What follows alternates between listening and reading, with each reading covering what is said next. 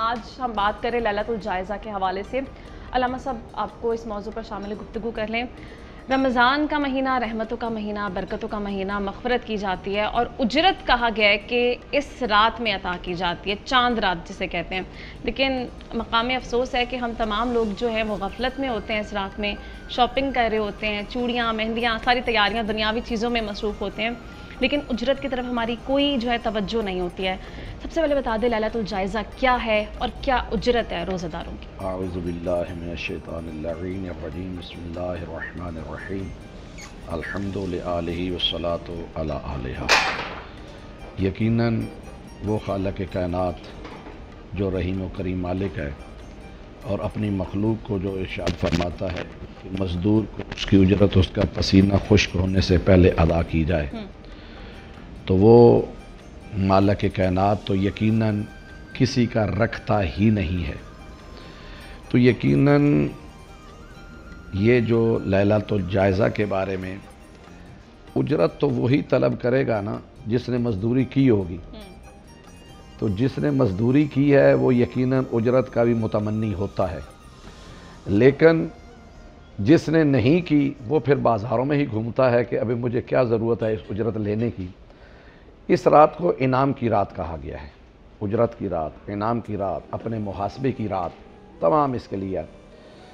اور ہم جیسے ہی رمضان المبارک کا آخری روزہ افطار کرتے ہیں، چاند رات شوال المکرم کا چاند جب طلوع ہوتا ہے، تو اس کے بعد ہم بالکل اپنے آپ کو آزاد سمجھتے ہیں، حالانکہ حضرت علی علیہ السلام سے روایت ہمیں ملتی ہے کہ ارشاد فرماتے ہیں کہ جس طرح تم لوگ شب قدر کا اہتمام کرتے ہو، اسی طرح اور 4 راتیں ہیں جن کے بارے میں مومن کو اہتمام کرنا چاہیے۔ ایک یہی یکم شوال یعنی جسے چاند رات کہتے ہیں، عید الفطر کی چاند رات۔ دوسری ذی الحجہ کی 10، اسے چاند رات لوگ کہتے ہیں، اگرچہ چاند رات تو نہیں ہوتی، وہ 10 ذی الحجہ کی رات ہوتی ہے، صبح آگے عید ہوتی ہے۔ اس کے علاوہ 15 شعبان کی رات اور یکم رجب المرجب کی رات۔ ان 4 راتوں کے بارے میں ارشاد فرمایا کہ انسان کو اتنی ہی کوشش کرنی چاہیے جتنی وہ یعنی شب قدر پہ کوشش کرتا ہے۔ اور یہ جو ہے عید الفطر کی رات، چاند رات، جسے آپ یعنی لیلۃ الجائزہ کا بھی نام دیا گیا ہے، اس میں بہت سے اعمال ہیں۔ سب سے پہلا عمل تو یہ ہے کہ انسان کو چاند نظر آنے کے بعد اس شب کا غسل کرنا چاہیے۔ غسل کرنا مستحب ہے، سنت ہے۔ اس کے علاوہ کافی دعائیں مروی ہیں جن کے بارے میں پڑھنے کا حکم ہے۔ پھر کچھ نمازیں ہیں، بعض نمازیں ایسی ہیں کہ جن کا حکم مغرب کے بعد ہے، کچھ ہیں کہ جن کا حکم عشاء کے بعد ہے، کچھ ہے کہ وہ آپ ساری رات جب چاہیں پڑھ سکتے ہیں۔ ان میں 2 رکعت نماز ایسی ہے کہ جس کے بارے میں ارشاد فرمایا گیا کہ اگر یہ بندہ 2 رکعت نماز پڑھے جس کی پہلی رکعت میں سورہ الحمد کے بعد 100 مرتبہ سورہ قل هو الاحد کی تلاوت کرے گا، اور دوسری میں الحمد کے بعد 1 مرتبہ سورہ قل هو الاحد کی تلاوت کرے، اور اس کے بعد انسان اللہ کی بارگاہ میں اپنے سابقہ گناہوں کا اقرار کر کے ان کے اوپر پشیمان ہو، اور وہ کہے کہ یا اللہ پورا مہینہ تیرے حکم کے مطابق میں نے روزے رکھے، تیرے حکم کے مطابق میں نے عبادات کی، اور عبادت کا ہم سے حق تو ادا ہو ہی نہیں سکتا جتنی بھی ہم کریں۔ تو انسان کو یہ سمجھنا چاہیے کہ میں نے عبادت نہیں کر پایا، لیکن تیرے حکم کے مطابق اس لیے تیری بارگاہ میں آتا رہا ہوں کہ میرا شمار کہیں تیرے باغی بندوں میں نہ ہو جائے۔ میں تیرا باغی نہیں ہوں، میں تیرا بندہ ہوں، تیرا عبد ہوں، تیرے کہنے پہ تیرے دربار میں رہا ہوں۔ اس کے بعد اپنے گناہوں کی وہ مغفرت طلب کرے تو خداوند متعال یقیناً اس کے گناہ اس رات کو معاف فرماتا ہے۔ اور بعض روایت میں یہاں تک ملتا ہے کہ جتنے پورے رمضان میں لوگوں کو معاف کیا گیا ہے، اس کے قریب ہی زیادہ مغفرت اسی رمضان میں کی جاتی ہے۔ آپ کو ایک بار شامل گفتگو کرتے ہیں۔ آپ ماشاءاللہ مصنف بھی ہیں، بہت ساری کتابیں بھی آپ نے لکھی ہیں۔ آپ پہلے بتا دیں کتنی کتابیں لکھی ہیں آپ نے اور کیا موضوعات ہیں کتابوں کے؟ جی میں نے درجن سے زائد کتب لکھی ہیں، اور میری ان کتابوں کا انتساب ایک بہت بڑے صوفی بزرگ کے نام ہے، جن کا نام ہے حضرت نوری نانگ سلطان رحمۃ اللہ علیہ۔ آپ کی دین اسلام کے لیے بڑی خدمات ہیں۔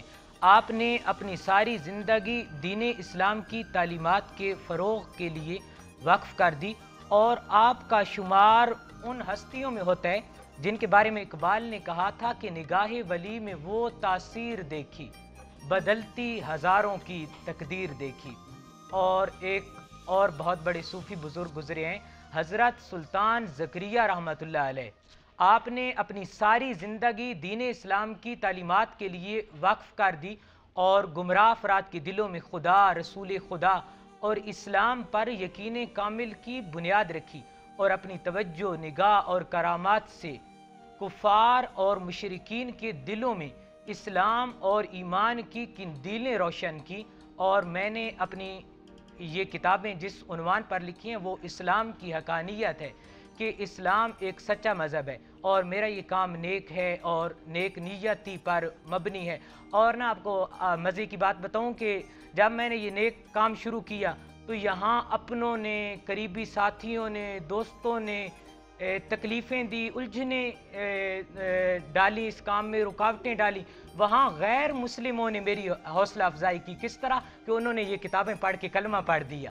اچھا، ماشاءاللہ، یہ تو بڑی تو اچھی بات ہے۔ الحمدللہ بہت سارے غیر مسلم مسلمان ہوئے۔ یہاں اپنوں اور دوستوں کا گلہ کیا تو اگر کسی نے اس نیک کام میں جس سے غیر مسلم مسلمان ہوئے اس میں مدد کی تو اس کی تعریف بھی ہونی چاہیے۔ میرے ایک دوست بھی ہیں اور میرے بڑے بھائی بھی ہیں، ملک محمد رمضان آوان۔ آپ نے نا یوں مجھے تسلی دی اور یوں ٹیک دی جیسے کسی کا مرشد اسے تسلی دیتا ہے کہ تیرا رب تیرے ساتھ ہے، تو پھر میں قلم رکھی ہوئی پھر اٹھا دیتا تھا اور چلا دیتا تھا، اور پھر وہ الفاظ پڑھ کے غیر مسلم مسلمان ہو جاتے تھے۔ کون سی کتاب ہے جس کا آپ تذکرہ کر رہے ہیں، وہ کتاب بتا سکتے ہیں؟ مختلف کتابیں ہیں ابھی میں جن کا تذکرہ کر رہا ہوں، افکار حسناتیہ، حسنات کی بات، تحقیقات حسنات، اور بھی بہت ساری کتب ہیں۔ اچھا، اس میں چیپٹرز بھی کس چیز کے اوپر ہیں؟ انسانیت کے اوپر؟ کیا اس میں موضوعات ذرا ایکسپلین تھوڑا بہت کر سکتے ہیں آپ؟ میں نے ان میں یہ پیغام دیا ہے کہ تقوی کا مطلب یہ ہے کہ اللہ کی پکڑ اور اس کے عذاب سے ڈرتے ہوئے تمام بری باتوں اور تمام برے کاموں سے بچا جائے۔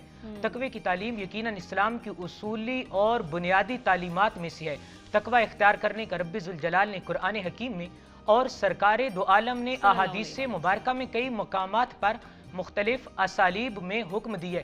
تقوی ایسی نعمت ہے جس کی برکت سے بے حیائی کا ماحول ختم ہو کر پاک دامنی کی ہوائیں چلنے لگتی ہیں۔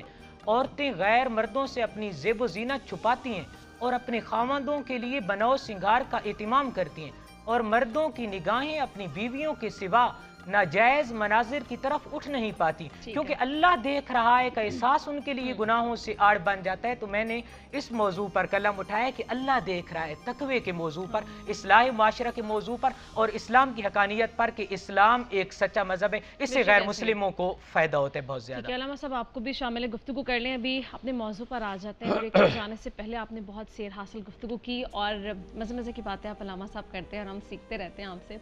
یہ بتائیے گا، آپ نے بڑی اچھی بات پہلے کی کہ روزہ ایک واحد عبادت وہ ہے، تو وہ اللہ تعالیٰ کا ہمارے لیے ایک انعام تو ہے ہی، ہم روزے کی حالت میں اپنے آپ کو حلال چیزوں سے روک لیتے ہیں، جو حلال قرار دی گئی ہیں ان کی طرف بھی نہیں جاتے۔ تو کیا اتنا مشکل ہے ہمارے لیے کہ عام حالات میں جب روزے سے نہیں ہوتے ہیں تو ہم حرام چیزوں سے خود کو روک نہیں پاتے ہیں؟ کتنی گمراہی میں ہم؟ یقیناً میں اس بارے میں اکثر یوں گزارش کرتا ہوں کہ خداوند متعال سب کو اپنی حفظ و امان میں رکھے بحق محمد و آل محمد۔ اگر کسی انسان کو معمولی سی بیماری لگ جائے، بلڈ پریشر ہو جائے، شوگر ہو جائے، خدا نخواستہ ہارٹ کی پرابلم ہو جائے، تو ڈاکٹر کے پاس جب جاتا ہے نا، تو ڈاکٹر ٹیسٹ کرنے کے بعد سب سے پہلے جب دیکھتا ہے جی آپ کو شوگر ہے تو جی آپ نے مٹھائیاں نہیں کھانی، آپ نے چینی نہیں کھانی۔ اچھا، اگر آپ کا بی پی ہائی ہے جناب، ہارٹ پرابلم ہے، تو آپ نے تلی ہوئی کوئی چیزیں فرائیڈ نہیں کھانی، آپ نے سموسے پکوڑے نہیں کھانے، اگرچہ رمضان میں تو سب چلتے ہی ہیں۔ تو میں گزارش یہ کرتا ہوں کہ اب وہ بندہ جو ہے ڈاکٹر کے پاس جا کر یہ کہہ رہے، حالانکہ خداوند متعال نے یہ پکوڑے سموسے ہمارے لیے حرام قرار نہیں دیے تھے، چینی حرام قرار نہیں دی تھی۔ اصل میں انسان جو ہے نا رمضان میں کیا سیکھتا ہے؟ یہ دو چیزوں کا، ویسے تین چیزیں بنیادی دو، ایک ہے یہ باڈی جسم، ایک ہے اندر روح۔ روح اور جسم کے متصل رہنے کا نام زندگی ہے، جدائی کا نام موت ہے۔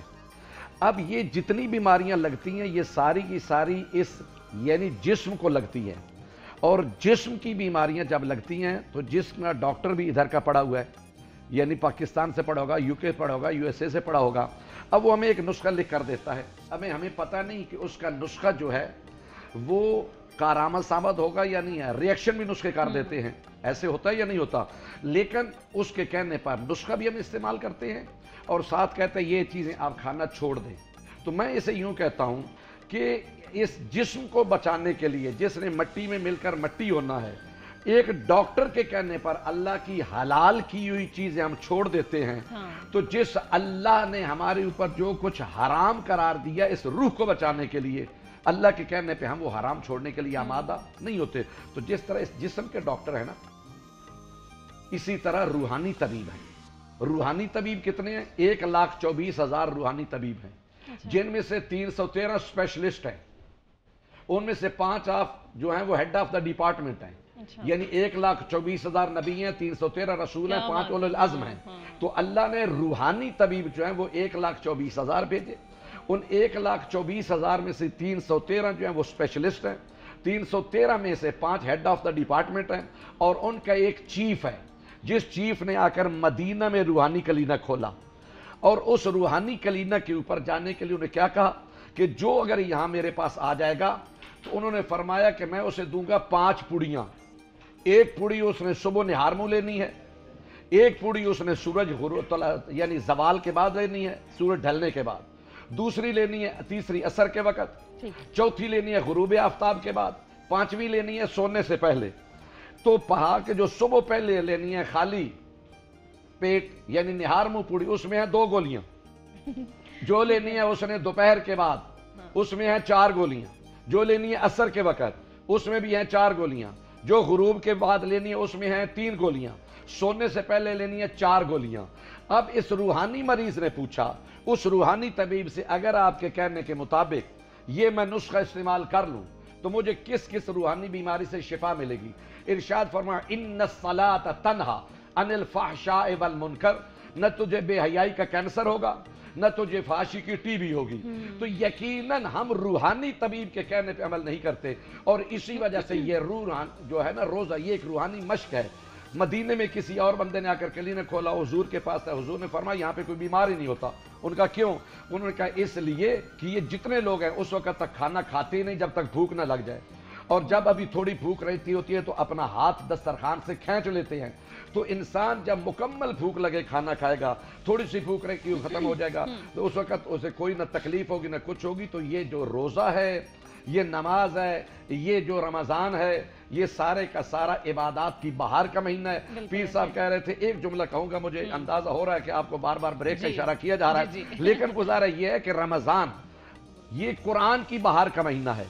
جیسے کہہ رہے ہیں کہ کسی غیر مسلم میں اپنے تمام ناظرین کو ایک پیغام اس رمضان حوالے کے دینا چاہتا ہوں کہ دیکھو، اگر آج ایک غیر مسلم دائرہ اسلام میں داخل ہو جائے اور وہ آ کر کہے جی کہ تم تمام شیعہ سنی وہابی دیوبندی اہل حدیث تمام مکاتب فکر کے لوگ ہو، مجھے یہ مذاہب نہ بتاؤ، ایک کوئی ایسی کتاب بتاؤ کہ جو میں پڑھ کر اسلام کو سمجھ سکوں.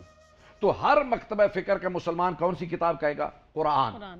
تو میں اب پوچھنا یہ چاہتا ہوں کہ کیا وہی غیر مسلم جو ابھی تازہ اسلام میں آ رہا ہے وہ سوال اسی مسلمان پہ کر لے کہ تو نے آیا اس قرآن کو اسلام کو سمجھنے کے لیے کتنی مرتبہ پڑھا ہے؟